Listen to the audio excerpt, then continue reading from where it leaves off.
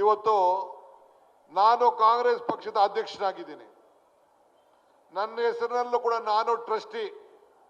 ನಾನು ಈ ಮುಲುಗುಂದು ಕೆಲವು ನಮ್ಮ AICC ಸೆಕ್ರೆಟರಿ ಸಿದ್ದರಾಮಯ್ಯ ನಾವೆಲ್ಲ ಟ್ರಸ್ಟಿ.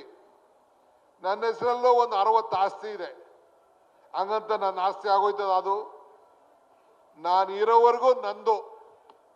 ನಾನು ಇಲ್ಲ ಅಂತ AICC ಅವ್ರು ಹೇಳಿದ ಮೇಲೆ ಯಾರು ನೇಮಕ ಮಾಡ್ತಾರೆ, ನಿಮ್ಮನ್ನು ಯಾರು ನೇಮಕ ಮಾಡಿದ್ರು ಕೂಡ ಅದು ನಿಮ್ಮ ಜವಾಬ್ದಾರಿಗೆ ಇಟ್ಟಿರ್ತದೆ. ಹಂಗೆ ಸೋನಿಯಾ ಗಾಂಧಿ, ರಾಹುಲ್ ಗಾಂಧಿ ಅವರು ಮತ್ತು ಜನರಲ್ ಸೆಕ್ರೆಟರಿ ಆಗಿದ್ದಂಥ ಆಸ್ಕರ್ ಫರ್ನಾಂಡಿಸ್ ಅವರು, ಮೋತಿಲಾಲ್ ವೋರಾರ್ ಅವರು, ಅವ್ರ ಹೆಸರಿನಲ್ಲಿ ಶೇರ್ಸ್ ಇಟ್ಟಿದ್ರು.